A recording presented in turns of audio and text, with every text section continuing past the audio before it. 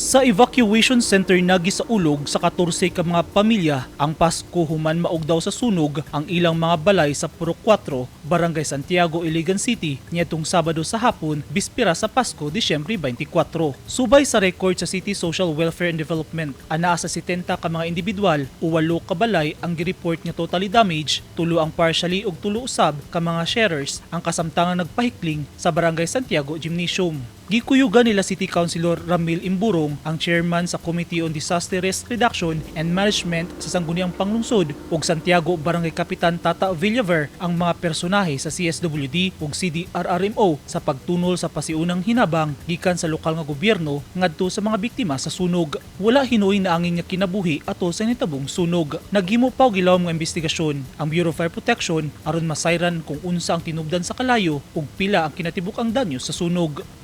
Eugene Hinutan, Newsline Philippines. Stay safe.